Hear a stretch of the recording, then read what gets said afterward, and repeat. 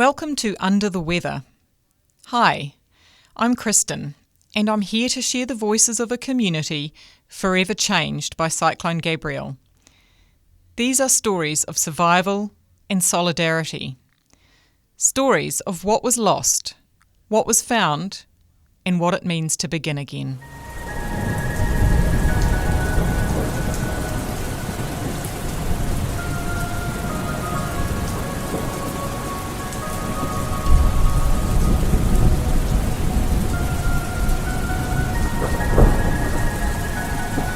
It's 5:30 in the morning and still dark when Cam and Tara Taylor wake to the Tutaekuri River pouring into their home. The speed of it is hard to comprehend as they scramble to get out.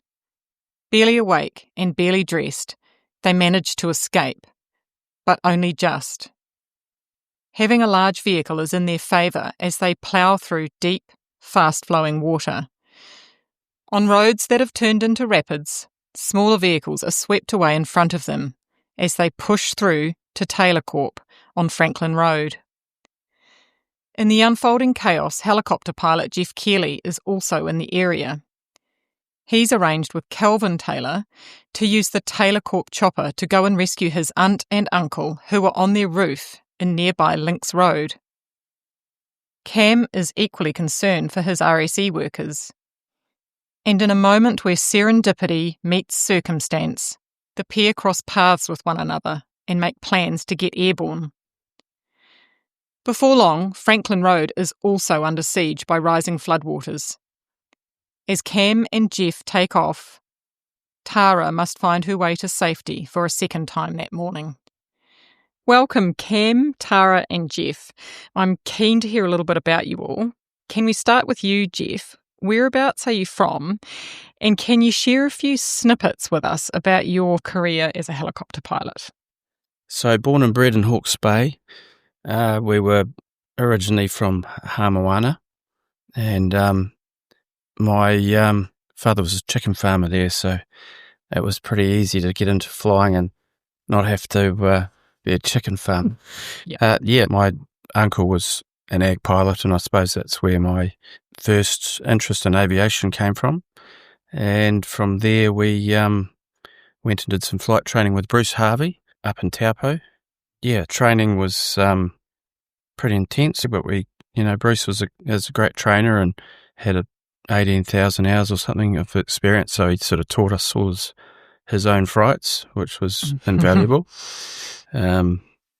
He had us there one afternoon and he could see that I was probably struggling a bit. He said, we'll do something a little bit harder. I thought, oh, yeah, right. So we ended up on a sort of an A-frame barn and hovering there thinking, what's the purpose of this? And then when obviously Cam and I got together that morning, I was sitting there thinking, God, I never thought I'd be sitting on roofs again. But yeah, so a few things that just took me back to the beginnings, I suppose. So no, my flight experience then sort of evolved into working for numerous operators throughout New Zealand, Australia, and up into PNG. A lot of good mates that I've met and flown with up there that have, we've had some great experiences. It's a pretty good leveller up there. High elevations areas. There's a glacier up at in West Papua that is at 16,000 odd feet. It was kind of stunning country, and we were tasked to move drill rigs up there. So that was kind of novel. It's probably still at the perhaps the pinnacle of my flying, actually, I'd say. And then there's all the experience in Australia with the bushfires as well, isn't there? Of course, yeah. The bushfires, 2001 would have been my first season. And again, there was a bit of a baptism of fire. It's always a bit chaotic on the fire scene, especially the first couple of days of a fire. That's the crazy days.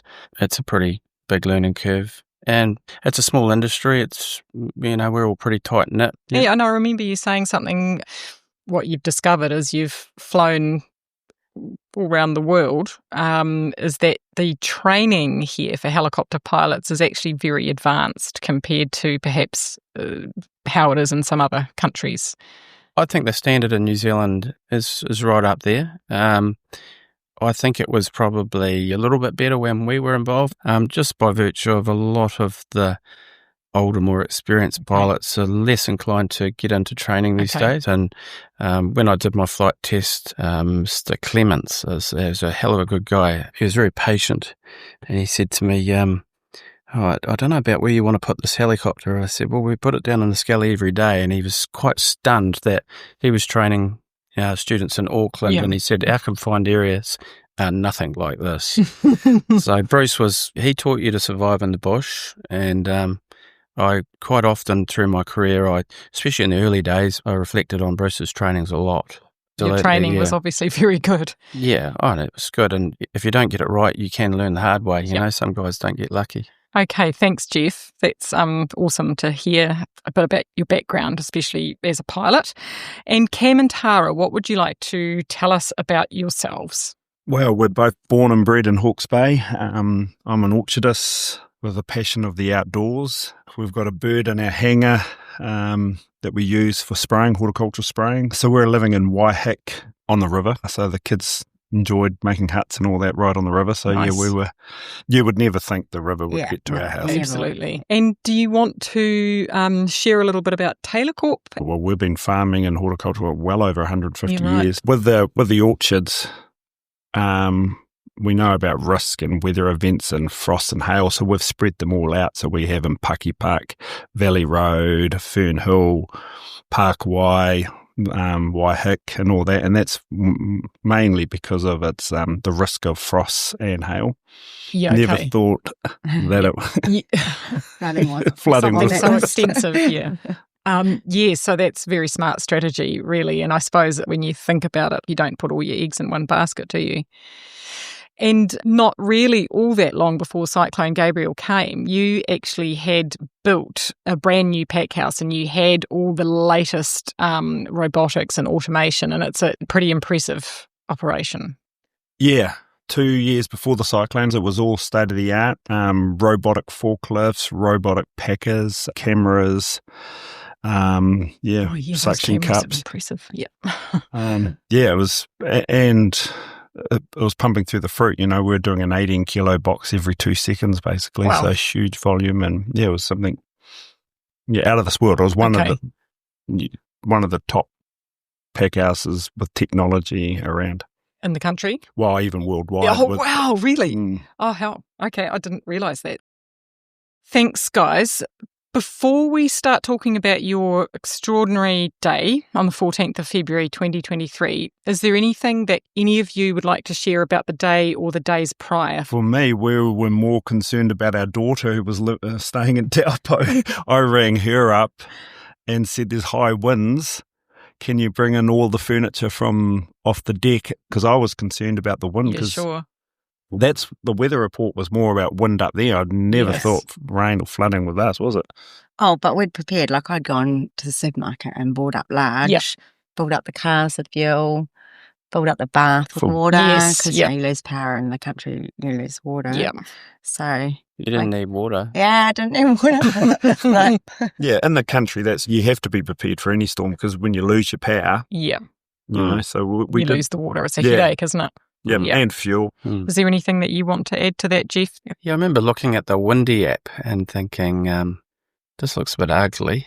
I could see a big red, nasty rain shadow that was forecast to go through that Tipahui area, and then it had forecast it to sort of push through there, and I did think, geez, I wouldn't want to be in that Mangani River area tonight, because we lived up at Pātaka many years earlier, and I quite often as a kid we used to see that always flooded through there. So, it went through my mind. I thought anyone, Esk was the same really. And of course I didn't really think about ourselves really in that sense, because looking back now, you'd say, well, those stock banks are only designed for a medium event. Yeah, we know that now, don't we? Yeah, now that we've seen the big event. Yeah, absolutely, yeah. Okay, on the day of the cyclone, things kicked off pretty early for you, Cam and Tara. Can you tell us about what you were confronted with when you got out of bed that morning? Yeah, so something woke me up. I'm not too sure what it was. I don't know if it's across the river. With our house being in the country, we don't have curtains, so because there's no neighbours. You thought it might have been the power? Yeah, we're not too sure if it's across the river when that was arcing out or something woke me up. Yeah, and it was dark. It was 5:30 in the morning. And when I got out of bed, I was like, what? You know. Our bedroom's upstairs. Yeah, and I was looking down, I thought, holy, is that water above the trees? So I can remember putting my head against the window. I was like, whoa, this is out of control. And we were looking after our daughter's dogs while she was in Taupo. So I ran downstairs, opened the door, and there was one dog just standing there looking at me with water going around its ankles. So I ran upstairs, woke Tara up, and told her that we've got to go, Yeah, basically. man, you're like, there's water, we need to go. That's basically it. We were out of the house within maybe a minute, like scrambling to try and put clothes in the dark. You don't really get dressed. People can relate to that. Yes, I think so. Yeah.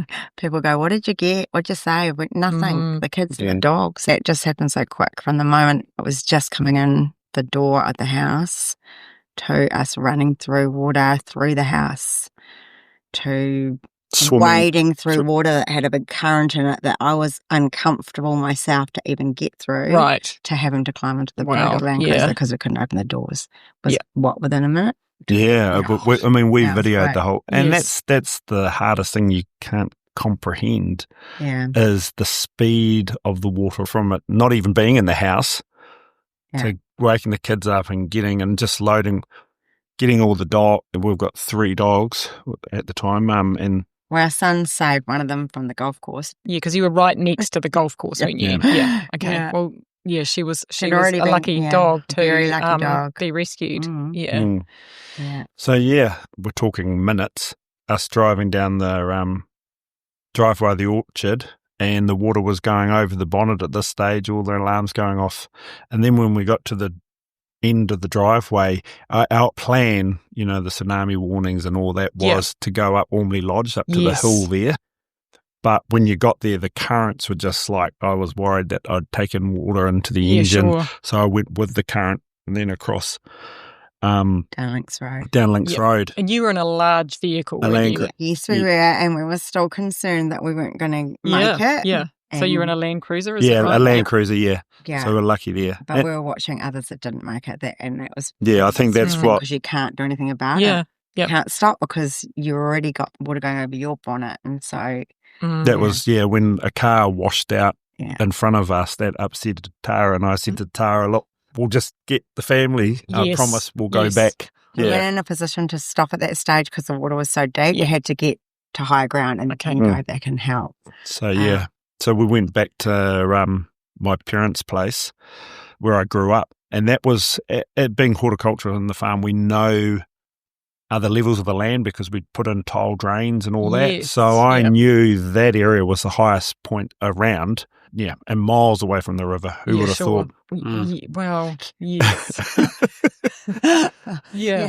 From the Tutaekuri. And just going back to your, before you got to Franklin Road, as you were driving down Links Road, not only was the water deep, but you said it was like grade 2 rapids. And then I later discovered that you, Cam, have got a background in whitewater rafting, right? So you know what you're talking about when you say that something looked like grade 2 rapids. It was like a rapid. It was like we came out our driveway and it was ripping past, like down the highway past the Napier Golf Course towards Taradale, like a river and a rapid. It was like there was waves. It was just like, what? It's unbelievable. So that deep part where I did later meet you, where the cars tipped up into the vineyard, they were upside down. That seemed to be that's the lowest point, and that was very swift, and that's where that looked grade 2 to me at least. I couldn't believe what I was saying. Sort of corroborated what they said with the rapids. I was just like shocked. Water was to me appeared to be going the wrong way for a start because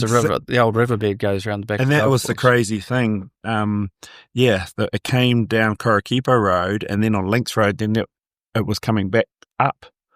Yeah, so it was doing a loop back, essentially. It went over the bank down by Waiheke Marae and then back up. You turned back up in the riverbed, which was phenomenal amount of water, Yeah, and that's where all the cars ended up upside down in the vineyard. Yeah, So you must have got through there at the right time. Yeah, we're probably another few minutes and we wouldn't have got out, I don't think. Was this by Silky Oak? Where Yeah.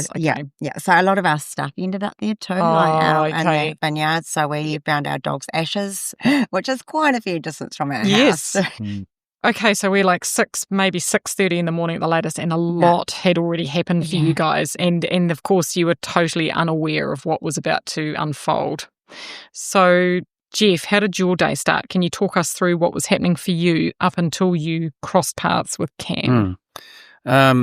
So, all I remember is waking to screaming winds. In fact, I probably woke really early in the morning, and I'd had a pretty crappy sleep, actually. It was the next door neighbour's corrugated iron fence was coming adrift, and then I heard it let go across our driveway, and I thought, well, I'm not getting out there in that one to get carved up by a piece of tin. So, I still had dry feet at the time you guys were getting out and paddling around. So, the water hadn't come over the Taradale side, thankfully, but I got up. It was just coming light, and at that stage the winds were pretty steady, and helped my neighbour get rid of his fence off my driveway, and then noticed there was a lot of water up Pembroke Street, and I thought, God, the whole street's bloody, you could swim down it. I was amazed when you told me how much water there was on that street. Yeah, there was a lot of water, particularly the northern end of the street, but I got a little Jet 20 there. I thought we might have to get our jet boat out to get out of here.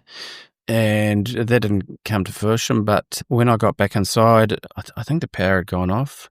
But the phones were still working, and my cousin Fiona Conroy rang up and said, Mum and Dad are on their roof, which is next to Silky Oaks, where these two had just been crossing through. And I just couldn't get it in my head. I couldn't quite get a picture of what she was talking about because it was hard to believe. Yeah. And she said, do you know anyone that can help me get them off that roof? And I said, obviously she knew I was a helicopter pilot, and I said, I'll ring Joe Ferrum, and I spoke to Joe and said, look, I'm coming over to Bridge Par. So I got over the Tutaekuri Bridge, and I thought, geez, this is pretty bad. I was thinking, I've got to get over another bridge yet, and I thought, I'll give Calvin a call. So I rang Calvin Taylor, Cam's father, and said, hey, is there any chance we can borrow your helicopter? We've got the Conroys on their roof. And he said, well, yeah, that's absolutely no problem. Just get into it. He says, you'll see Cam and Tara floating around down there somewhere. Excuse the pun, but it was quite literal. So he said, and I thought, bang on, because that was a whole lot closer than getting to Bridge Par. Okay. And we thought, well, time is of the essence. Yeah, absolutely. Get a crack on. Yeah, I remember that because we're trying to reach each other because Dad managed to text me saying, Geoff's after you. We've got to get there. He wants a helicopter rescuing people. And I just dropped the family off and I was checking up. Well, the boys went with you. Yeah. Looked after the dogs, and you and the boys went to go help people. And the first thing was I knew Dave Mackey down Franklin Road. I rang up concerned about him, but he had managed to clear out and got safe, so I was relieved. Then we went to the Silky Oak chocolate factory because it's high ground, and that's when I was trying to ring Geoff, and Geoff's trying to ring me. And it's just amazing when we finally got each other. And it was... You got each other on the phone first. We got each other on the phone. Did you? Okay. Yeah. Oh, I think you might have been walking towards me. And I said, and he said, where are you? And I said, at Silky Oak. And he said, I am too. And we looked across and we're 20 metres away. Oh, okay. So it was serendipitous, to say the least, that you crossed paths when you did. Absolutely. And it was really a case of great minds think alike. You needed to get up in the chopper. But it wasn't a straightforward get in and go. There were a few obstacles to overcome first, and one of those obstacles was particularly large. Can you tell us about your preparations to get up in the air that morning? I think that there is probably a lot more to it than what most people would appreciate.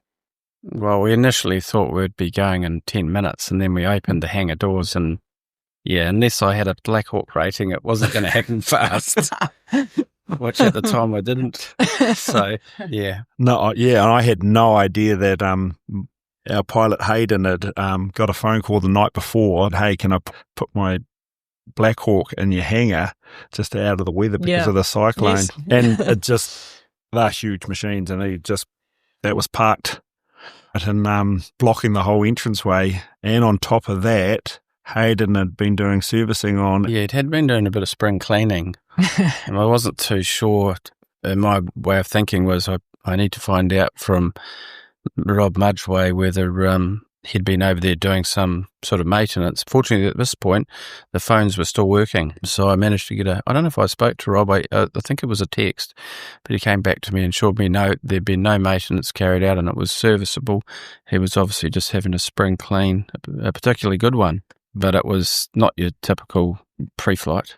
Okay. But that was flooding too. Yeah, of course, the water was starting to come in. Yeah, it was kind of hectic, wasn't it? We had brooms lifting blades over other blades. It was a real tangled mess. So I had my two kids, so I sent Ashton, who was, 14 at the time. So I told Ashton, grab the Land Cruiser and get the jet fuel out of the shed. We kept the jet fuel separate from the helicopter in a different shed. And I said, just place it where high ground. Yeah, we managed to get out, but geez, it took 40 minutes, didn't it? Yeah, a long time. Thereabouts. It was a real act. As water's now getting up well past your ankle, where we take off, there was bins floating past. Well, Ashton said he had to stop the Land Cruiser and get out and move bins to get through. Yeah. Yeah. And you were worried about those apple bins actually heading for the tail rotor. Well, that's right, because the tail was right out the back on that pad, and where the flow of the natural path of water was travelling past the hangar, we were in the middle of the rapid almost, and there was apple bins starting to come around the corner. I'm thinking, we need to get moving here. Yeah. We'd just got the chopper out, and we'd just had a talk. That's right. And I remember you looking at me, and I had nothing, pretty much. I had bare feet, board shorts. I found out, but I had a jacket. No t-shirt and 80s jacket on.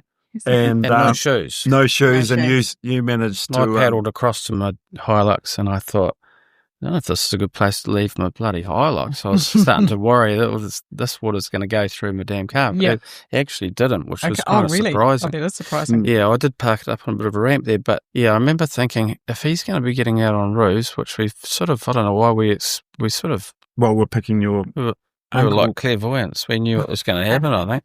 Anyway, I grabbed my jet boat booties, and I still don't know how you put them on because my feet are a lot smaller than yours. Yeah, he's a 13, you're what? A 9? I think I think they're 10s. Oh, they might be 11s. Yeah. I think they're 11s, mate.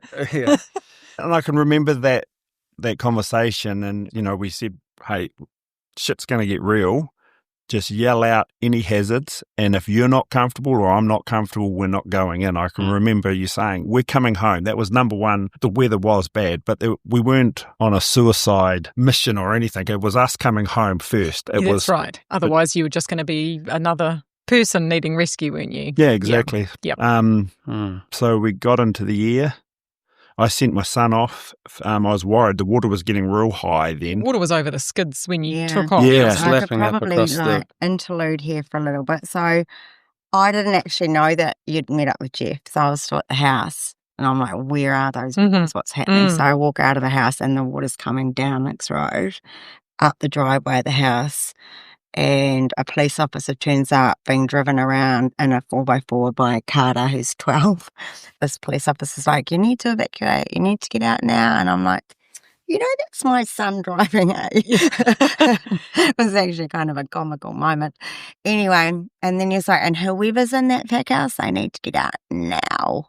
We can't get in there. It's too high and it's too dangerous, but we can hear people in there. So that's all I know. And Ashton's still in there. And Ashton was still in the pack house, wasn't he? And the water's coming down the road, and then I can hear the helicopter, but I'm still waiting for Ashton to turn up. And so then, I don't know, it seemed like ages, but it wasn't really. And then he comes driving out of the pack house, towing a bowser of fuel with me yelling, "Park it on high ground."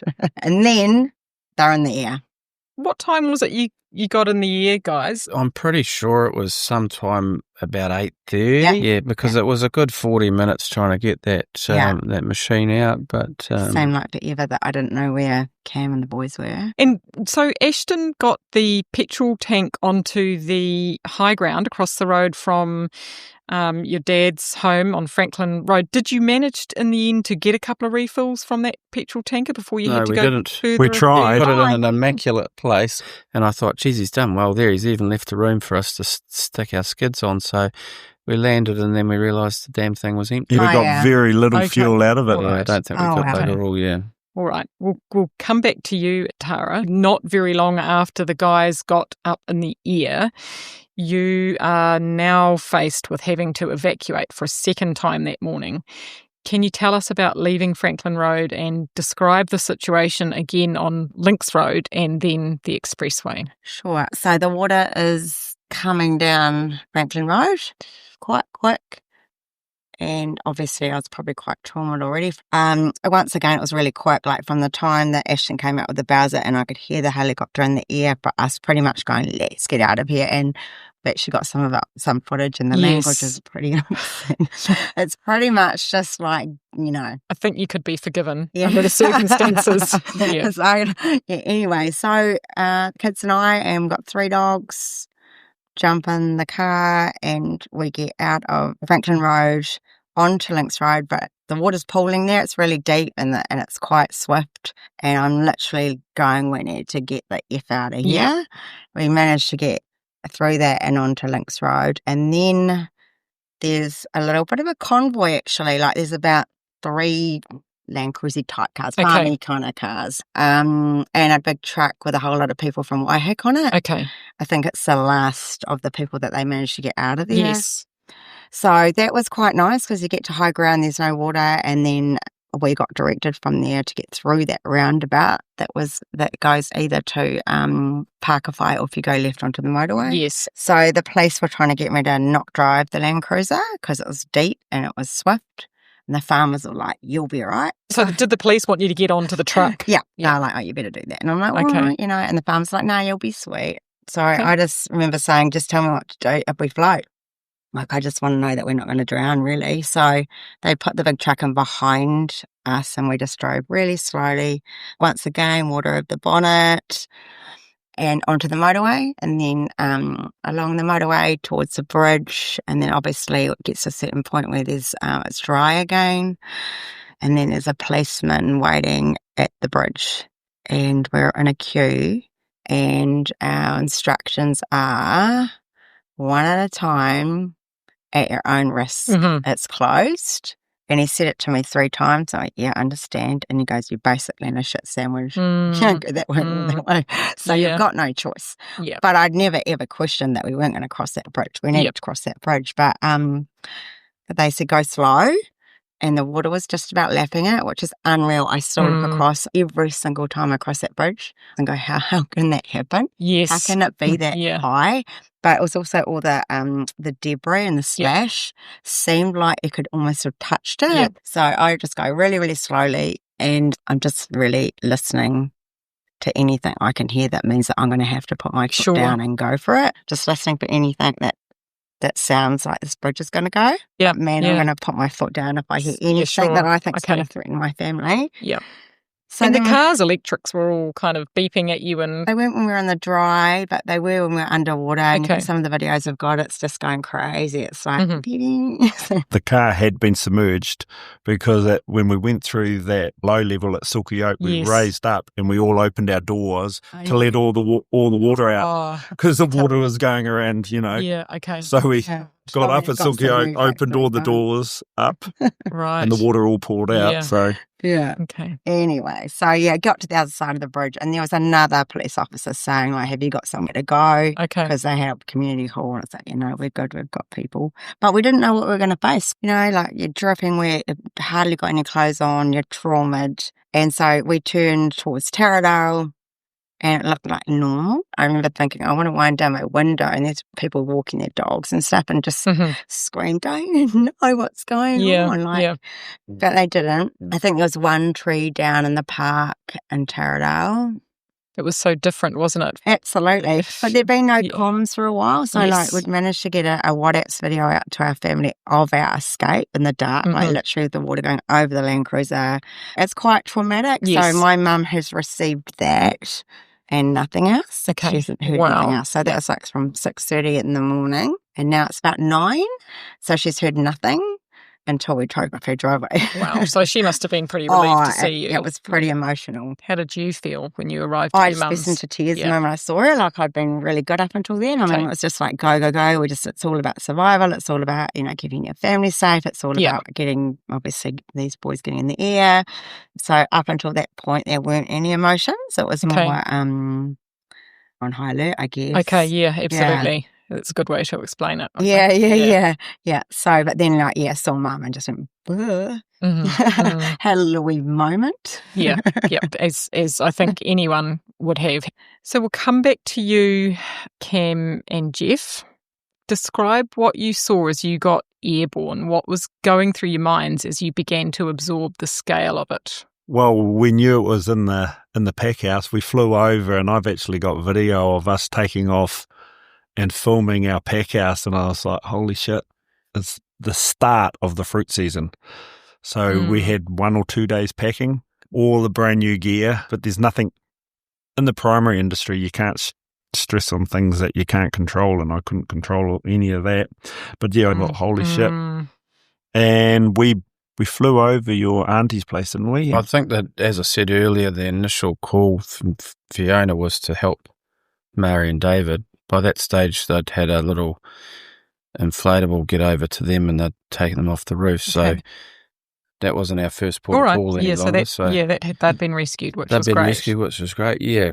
So then we went to our RSC workers. So we bring in 200 staff from the islands, and we accommodate them all on the orchard in different accommodation blocks. So the first one was Springfield Road, where there's 50 RSC workers there, and they're all on the stop bank. Yeah, so we started shuttling them down to the amazing location of a rubbish dump. The rubbish dump, yeah. I've never dropped people off at a rubbish dump before, but I felt a bit bad leaving them there. They were the easier jobs. We're landing on the land. That was kind of... Yeah, sure, So we got a bit of a warm-up. Yeah, I got used to the squirrel again. I think I'd been somewhere overseas and been flying a Huey. So the squirrel was kind of nimble. Yeah, well, that's kind of what you needed that day, wasn't it? Something nimble. Yeah, it was pretty handy. So we had all our doors off, and we shuttled a whole lot of guys. Did you say 40 or 50 of them? Yeah, but they came with guitars and plastic bags full of clothes. And in the civil aviation, it's continual improvement. So if there is an accident, you learn from everyone's mistake. And I remember reading the accident with a raincoat getting blown out of a chopper and going into the tail rotor. Yeah, right. So I was aware of loose. And we briefed on that. We did brief on that. And that was my big concern. And then you can see these RSC workers, it's not just them, but everyone. Plastic ponchos. They brought all their belongings. Whatever belongings they could was on the roof, or at that stage it was on the stop bank. So I was really concerned. And these boys are... they could all make the Warriors. They're pretty big, so they weren't lightweight. So poor old squirrel was grunting a bit. Yeah. Can you tell us about the difficulties communicating with the authorities, and how did you address some of the conflicts of interest that you had with them? I contacted Napier Tower, and they put us through to Ohakia, I think. Didn't they want you to go to Tutaekuri? Oh, they did. Yeah, that was later on, I think. But they did ask. You could hear on the intercom that, can we go to Tutaekuri? And I remember you saying no. And then in the end, I think I jumped on and was like, you got angry. But at that stage, because after the RSCs, then we crossed the river, and that's when it really got real, eh? We jumped across to Steve's, and he sort of waved us off because I think the First Lady was... that's right. With the cat. I've forgotten her name. Yeah, she had the cat. On Omaranui Road. Yeah. Was that the cat that bit you, Cam? Me, yeah. That's the only injury I got. That's when I remember making, because you had to make these decisions of who you're going to rescue first, and there's like houses with the full brunt of the river just crashing in logs and stuff like that. And then you've got other people on roofs and they're in the eddy, where it's quiet. So you have to make these decisions. But I think we discuss it would be kids first. We worked for the Swift water, and I guess that's why we ended up at Steve's, because his looked pretty precarious. He said it was shaking furiously. Yes, yeah. And seeing the footage she showed us later of the apple bins piling up on the back of his, he was very fortunate they had a shipping container that got stuck in those Lombardy poplars, and it sort of diverted the water a little bit away, or the main flow sort of gave him a bit of a reprieve. And it's so lucky the container didn't hit the house, like the trees saved them. Yeah, they were very lucky, all right. Yeah. I do remember thinking that veranda's not big enough for us to put a skid on to get close enough without sort of having a problem with clearance on main rotor blades. So that's where the ladder, and of course we thought, well, let's go and get this other lady first. We had, like 3 attempts, because you'd try. They are on the balcony, aren't they? They're on the balcony, and it's a raging river just. And the house is shaking. And we knew you had to get them off first, but how to get them? They couldn't get onto the roof. And we had a couple of attempts. And in between, you'd go back and we're just like, that's not working. And that's when we came up with, we'll get it. Yeah, we'll get a ladder from Sarah Cross across at Puketap. Okay. It sort of was a bit frustrating, that one, because I thought, the hell are we going to get on here? But he did a very good job of getting his barbecue tables around and made a bit of a staircase that's right. up onto his roof. And then the ladder was the last link to the top of the roof. Yeah, so we'd reached out and managed to pass the ladder to it. Yeah, because he did say to me when I was around there a couple of weeks ago, he said, I still can't work out how you got that helicopter, that damn ladder to us, because those blades must have been awfully close to the top of that roof. I said, I think we were pretty close, but of course with a squirrel you sit right down the centre of the blade, it's hard to describe this probably, but you're sort of halfway down the forward blade, so you can nose into things quite close. You're forward of the mast a good 2 metres, so that's more likely. If you turn sideways, then it becomes quite an issue. So I think we nosed in pretty close to that one. And I must have just reached out. I don't, to be honest, it's amazing what humans can do in disasters. Well, you guys are a prime example of that, really, aren't you? Cam's got the most incredible mental strength. Watch him as that athlete, and he won't give up.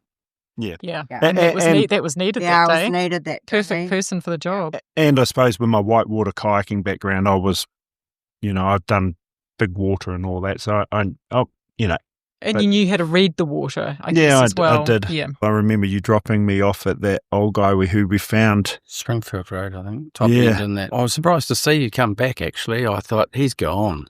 Where the hell am I going to pick him up? That was so steep, that roof. Those booties. I'm lifting or dragging, I'm not too sure, but I go past that house every day and I was like, how did I get that old guy up that roof? Yeah, I don't know. I was actually really surprised to see you reappear. Yes. This is a complete balls up. Yeah. That you'd lost your my partner in crime. Yeah. I must admit, when we went out there, I thought, I didn't know.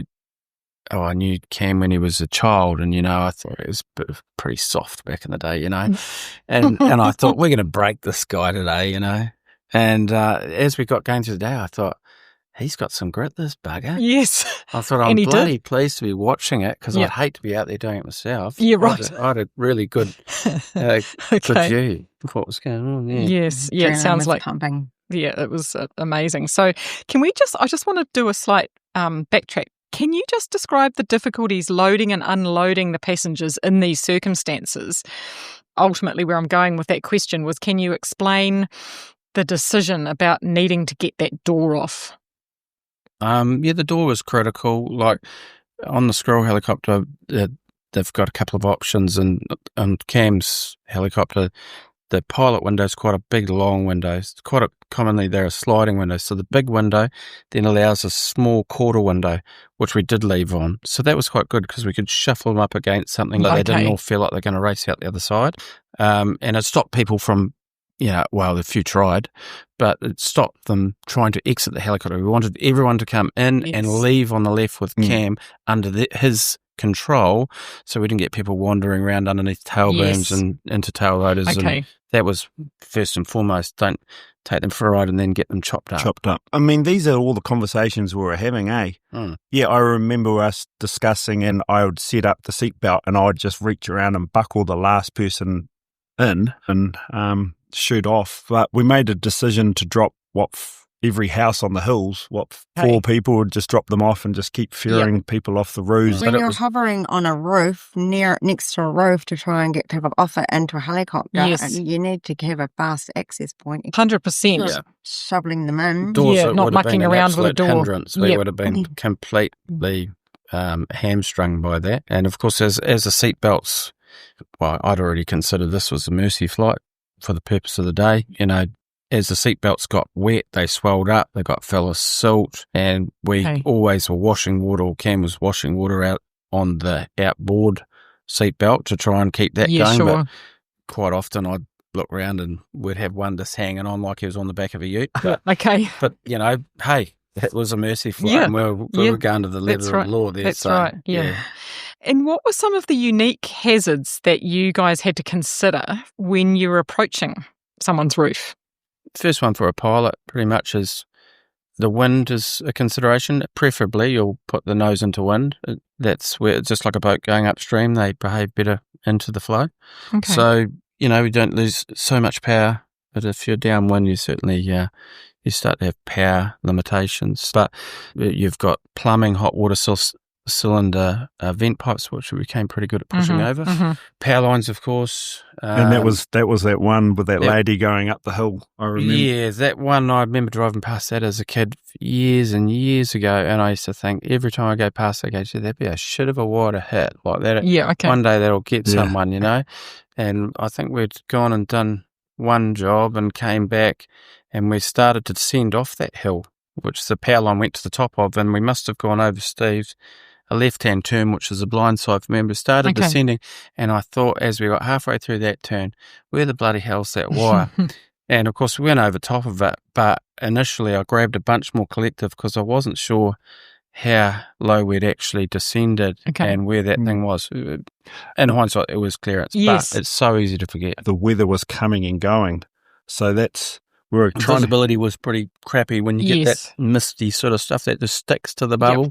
And it doesn't beat off very well. So, there's traps. Yeah. Traps for young players. Oh, yeah, even old players. So you're going to say, fortunately, it wasn't a young player, someone with a bit of experience. Sorry, Cam, you were saying? Yeah, we're going on to roofs, so it was the trees. I was looking out at the tail, the back, and I know Geoff were yelling out the hazards, and I think we tried 2 or 3 attempts. And I was like, 2 meters, Geoff. It was like 2 meters from the tail rotor from the tree. 1 meter, Geoff. I was like, it could have been in the newspaper. We were. It was. But you weren't. No, we weren't. But it's amazing. I've got a lot of confidence in Geoff now. In that weather, and we're talking not much room for error. And jumping off onto roofs and then loading them. So you imagine having one skid on a roof and one floating, and then you'd put a 100-kilo guy suddenly. That's some serious skill, really, isn't it? So you, it was literally a balancing act, and one that your lives depended on. Really. Yeah, and I guess in a previous time I'd done plenty of hover entry exits, but in those sorts of conditions, not normally. But Cam was telling him just get onto the skid gently, and that's the key to it. The smoother you can get on and displace your weight on, the better. But we did have some people that were crook hips, not that well tired, and all of a sudden you get 100+ kilos jump on the skid, you get a weight shift, and you've got to counter that. And as obviously you're loading more up, you're balancing on a roof, and you got one go in, and then you need a bit more power. 2 goes in, a bit more power. So you're applying power all the time. Otherwise, you'll fall off the roof essentially. So it's a job. Amazing to hear about it. Isn't it, Tara? Absolutely. What the two of them did. Totally amazing. Yeah. And Cam, tell us a little bit about some of the dangers that you were facing, navigating all those steep, slippery roofs. And maybe you could touch on as well the different experiences that you had with the tiled roofs versus the long run. Yeah, so that was later on. I think the weather packed in, and we're now on the Naurua Valley, and we're moving up there, and we picked that young family. They were all tied together. They had rope and the young kids and all that on the roof, and we picked them up. And different people needed different reactions. You know, some people, they just needed, you just had to read it and you just had to put your arm around them first, or sometimes you just had to take charge. And some people had flotation devices. And so I'd get dropped off, and the first thing I'd be doing, I just go up and I just rip everything out of their hands, because I didn't want that to be blown into the tail rotor or the road. So we managed to pick them up. And he said to me, can you keep an eye on my uncle and auntie river? So we dropped them off, and we did fly over, and that's the Green's house. And there was no one on the roof, but they managed to force a steel bar with a white plastic. I thought he said maybe a fishing rod. I thought it looked like undie. But it was nothing, And I just remember yelling out orbit, go around, and sure enough, and that's when I realised that there's actually people in the roof cavities. Yeah, as well as on them. And tell us about that, how you felt when you Well, that was realised. Like, holy moly, this is later on in the day. But and then they managed to get a yellow umbrella. And I think you or I knew we had a axe in the... Yeah, fortunately we carry axes in our aircraft in New Zealand. Unlike Australia, it's not a mandatory. So it came in handy. It did, So you dropped me off on some old barn, and then you had to go forward because the axe was in the tail. So I opened the tail at the back, got the axe out, and then we went back, and that's where the tile roofs were easy, and that's at the Greens. Luckily they managed to there being a tile roof, and you can actually just pull that off. Yeah. Where a long run one, that was way hard to get into. You had to chop the heads of the nails off in the long run one. But so I remember just ripping the roof off and then jumping in. And it's when I fell through the ceiling cavity, and then I popped back up. I was like, and I just looked around, like, what have I done? What have I put myself into? And there was the two of them just waist deep in the dark. They were standing on the roof raft. Yes. So Cam had fallen through it. And so he's looking up at them when there's like breezes and all sorts of things floating around. And he's worried about being able to get back up. Yeah, right. So, well, the first thing I put my arm around here, and I was like, how am I going to get out of this? Cam is literally in deep water. How does he get out of this? Tune in to part 2 of Taking Flight to hear the rest of the story with Cam, Tara and Geoff.